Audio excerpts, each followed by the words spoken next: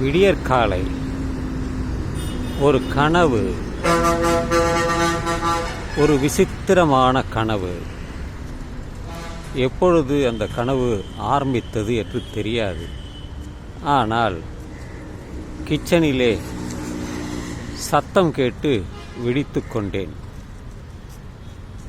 அப்பொழுது மணி விடியற்காலை 5:30. அது வரைக்கும் கனவு தொடர்ந்தது. இந்த கனவு எங்கே நடக்கிறது என்றால் மும்பை. என்னுடன் ஒரு பெண் இருக்கிறாள். அவளுடன் ஒரு படம் எடுத்துக்கொள்ள வேண்டும் என்று என்ன பலவிதமாக முயற்சி செய்கிறேன். அவளை இருக்க வைத்திருக்கிறேன். என்னுடன் வேறு ஒருவர் சேர்கிறார். அவரும் என்னுடன் வந்து கொண்டிருக்கிறார். மூன்றாவதாக அப்படியே பாம்பே செல்வது பற்றி பேசுகிறோம். நீங்கள் இங்கே அமருங்கள், நாங்கள் உங்களை அழைத்து செல்கிறோம் என்று ஒரு 3-4 பேர்கள் ஒரு பெஞ்சில் உட்கார்ந்திருந்தார்கள். நானும் உட்கார்ந்திருந்தேன். இப்படி ஒரு கனவு. எதற்காக பாம்பே செல்ல வேண்டும்? எதற்காக இந்த கனவு விடியற்காலை வந்தது? நான் எங்கேயாவது பாம்பே பயணம் செய்ய போகிறேனா? எனக்கு புரியவில்லை. ஆனால் நடந்தது. சில கனவுகள் பலிக்கும். அது நிஜமாக நான் பார்த்திருக்கிறேன். உண்மையான சில கனவுகள். சில நேரங்களில் பறந்து கொண்டு இருப்பதாக ஒரு கனவு இருக்கும். நிற்கவே முடியாது, ஓடிக்கொண்டே இருக்கிறதாக இருக்கும். கையை விரித்து கொண்டு நடப்பது போல சில கனவு. அப்படிலாம் இப்பொழுது வருவதில்லை. ஆனால் இன்று விடியற்காலை அப்படி ஒரு கனவு ஏன் வந்தது என்றே எனக்கு புரியவில்லை. நானும் யோசித்து பார்த்த பிறகுதான் இதை நான் ஒரு பதிவிடுகிறேன். எதற்காக அப்படி ஒரு கனவு வந்தது?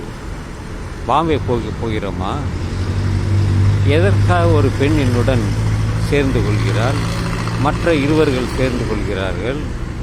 எங்கே நாங்கள் எல்லாம் செல்லப் போகிறோம்? விமானம் இல்லை. எனக்கு பலமுறை நான் பாம்பே சென்று வந்துள்ளேன். பாம்பே வீட்டி தெரியும், தாதர் தெரியும். இன்டர்வியூவுக்காக 2 முறை சென்று வந்துள்ளேன். ஒரு திருமண நிகழ்ச்சிக்காக பாம்பே சென்று வந்துள்ளேன், அதுவும் விமானத்தில். இப்படி இருக்கையிலே எப்படி காஷ்மீர் சென்று திரும்பி வரும்பொழுது நாங்கள் சென்ட்ரல் பாம்பே அங்கே தான் இறங்கினோம். என்னுடன் 5 நபர்கள் வந்தார்கள். குமார் என்பவரும் எங்களுடன் கலந்து கொண்டார் என்று பிறகுதான் ஞாபகம் வந்தது. எனக்கு நரசிம்மன் தான் கனவில் ஞாபகத்தில் இருந்தது. அவர் நரசிம்மன் இல்லை, குமார் தான். அப்பொழுது அவர் பாம்பேயில் வேலை பார்த்தார். ஏதோ ஒரு வேலையாக சென்றிருந்தார். இப்படித்தான் சில நிகழ்வுகள் நமக்கு ஞாபகத்தில் இருக்கிறது. ஒரு முறை அந்த ராமமூர்த்தி